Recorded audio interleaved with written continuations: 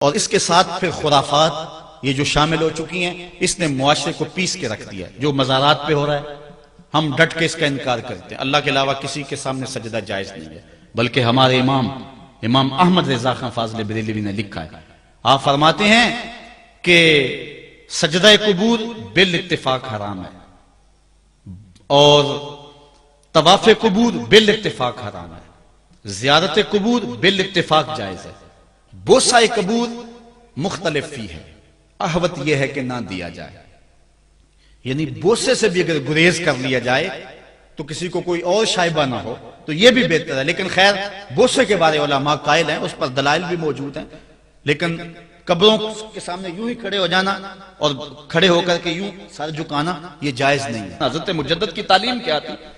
یہی بات کہی تھی اکبر نے کہ سجدہ نہیں کرتے تو ساری جھکا دی، آپ نے فرمایا نہیں جھکاؤں گا۔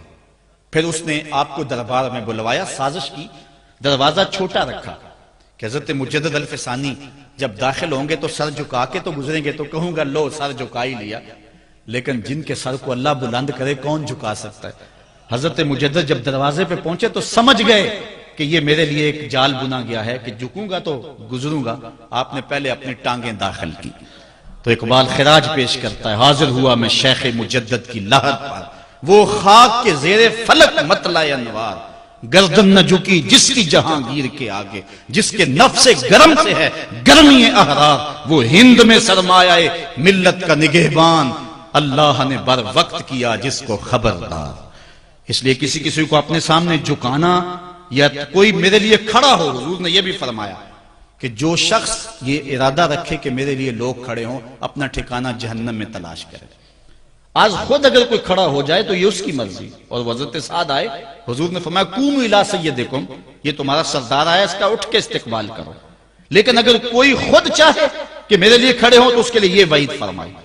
اس طرح اگر تمہارے کوئی ہاتھ چوم لیتا ہے لیکن ہاتھ چومنے کے بغیر یوں گردن جھکانا یہ درست نہیں ہے، لیکن ہاتھ چومنے کے لیے تو وہ صحابہ کے عمل سے ثابت ہے۔ لیکن اگر کوئی چاہے کہ میرے ہاتھ چومے جائیں اور اگر جو نہیں چومتا تو اس سے ناراض ہو جاتے ہیں۔ میں ایک دفعہ ایک صاحب کو ملنے گیا تو ہم ہر شخص کے ہاتھوں نہیں نہ چومتے، آخر جو ہے وہ کسی کے ہاتھ چومنے ہو تو پھر کچھ دیکھنا بھی تو ہوتا ہے، دل اسے دے دیں جو دل بر ہی نہ ہو، تو ہم تو کسی کے ہاتھ چومتے ہیں نا، ہم وہ ہاتھ چومتے ہیں، وہ پاؤں چومتے ہیں جو راہ حق کے مسافر ہوتے ہیں، ہم ان ہاتھوں کو بوسہ دیتے ہیں اور اگر ہماری آنکھوں کی پلکوں کے ساتھ لگ جائیں تو اعزاز سمجھتے ہیں۔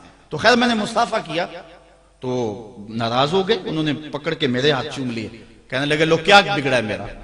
میں نے کہا کہ ٹھیک ہے تمہارا کچھ نہیں بگڑا لیکن میرا بھی کیا بگڑا اگر نہیں چومے تو یہ عجیب سی کہانی ہے، ناراض ہو جاتے ہیں۔ ایک بت خانے بنے ہوئے ہیں، لوگ آئے ہمیں خدا ملاؤ، تم نے اپنی پوجا شروع کروا دی۔ لوگ آئے کہ خدا کا نام جپا جائے اور تم صرف اپنی ہی خوشامد چاہتے ہو، ہر وقت تمہارا ہی ذکر ہو۔ میں کتنے آراس کو جانتا ہوں جہاں اللہ رسول کا ذکر نہیں ہوتا، پیر کا ہی ذکر ہوتا ہے، کرامتیں بیان ہوتی ہیں، اور پھر آج کل جھوٹی کرامتوں کا ایک کاروبار چلا ہوا ہے، عجیب رنگ ڈھنگ ہے، عجیب بات ہے، خوابیں گھڑی جا رہی ہیں، کرامتیں گھڑی جا رہی ہیں۔ میرے پاس بھی کئی لوگ آئے خوابیں لے کر، جی یہ ہم نے دیکھا ہے، میں نے کہا تم نے دیکھا ہوگا میں نے نہیں دیکھا ہے۔ لوگ بڑے مفاد پرست ہیں، بڑے بڑے رنگوں میں آتے ہیں۔ ایک بندہ میرے پاس ایک دفعہ آیا کہ جی میرے پاس 12 موئے مبارک ہے، میں 2 آپ کو دینا چاہتا ہوں۔ میں نے کہا تو لوٹ سیل لگائی ہوئی ہے، موئے مبارک کوئی تماشا ہے؟ جہاں سے مرضی کو بال اٹھا کے کہہ دیتا ہے یہ حضور کا موئے مبارک ہے، یہ کوئی تماشا ہے؟ اگر کوئی ہے اور کثرت سے دنیا پر موجود ہیں وہ تو برکت والی بات ہے، لیکن آج ہر لئی میں رازدار دین شدے والی بات ہے، اور ہر شخص جو مرضی دعویٰ۔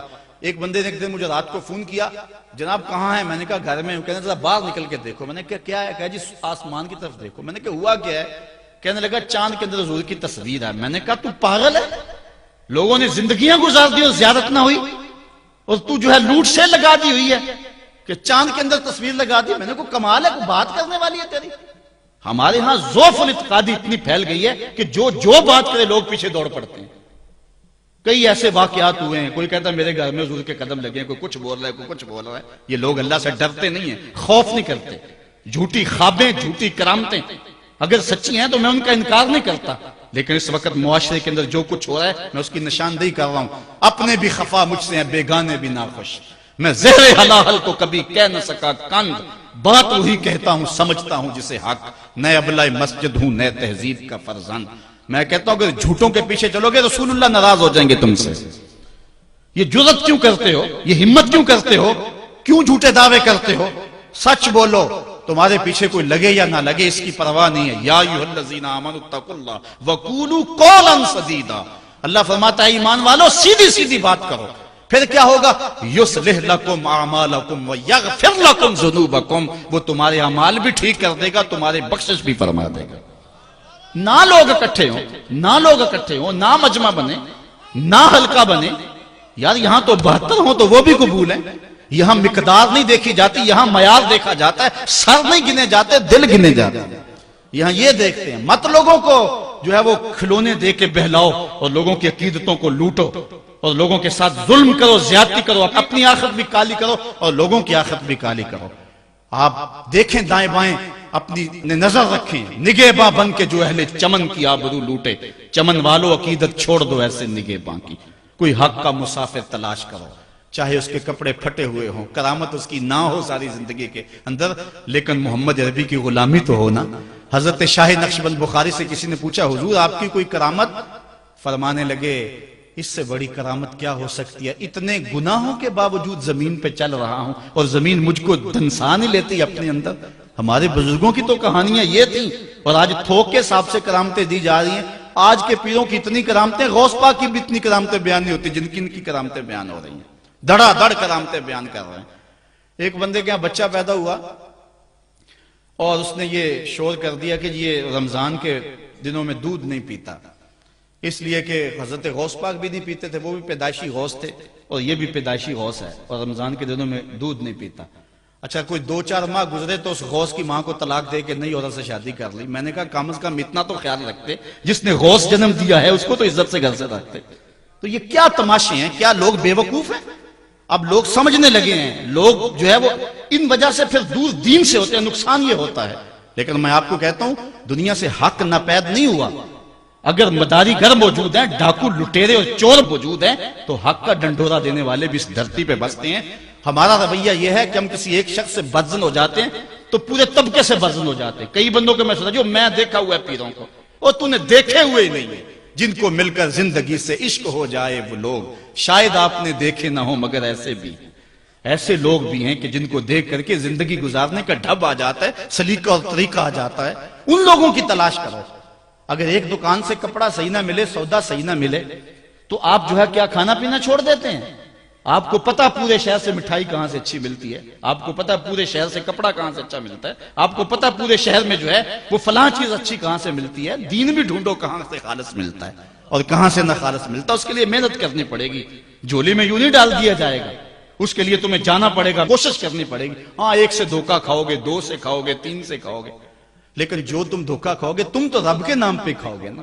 حضرت عمر رضی اللہ تعالیٰ عنہ کی عادت تھی، جو غلام لمبی نمازیں پڑھتا اس کو آزاد کر دیتے۔ غلاموں کو سمجھ آ گئی، لمبی نمازیں پڑھنی شروع کر دی، آپ آزاد کر دیتے۔ کسی نے کہا عمر تم تو بھولے آدمی ہو، یہ نمازیں اللہ کے لیے نہیں پڑھتے، یہ آزادی کے لیے پڑھتے ہیں۔ تو حضرت عمر نے کہا یہ مجھے اللہ کے نام پہ دھوکہ دیتے ہیں، میں 100 بار کھانے کے لیے تیار ہوں۔ ایک جگہ سے دھوکہ کھایا، 2 سے کھایا، 3 سے کھایا، 4 سے کھایا۔ جب تمہاری نیت ٹھیک ہوگی منزل ضرور ملے گی، یہ ہو نہیں سکتا۔ خورش دے بدرہ جو کب کو حمام کہ یک روز افتد ہمائے بدام۔ سادی کہتے ہیں چارہ ڈالتا جا، دانہ ڈالتا جا، کبھی تتر آئے گا، کبھی مور آئے گا، کبھی کبوتر آئے گا، پھر ایک دن جس کو تو تلاش کرتا ہے وہ ہما بھی تو آ ہی جائے گا نا۔ اس لیے حق کے سفر کو نہ چھوڑنا، چلتے رہنا اور راہ حق کی منزل پر انشاءاللہ ایک دن ضرور گامزن ہوگے۔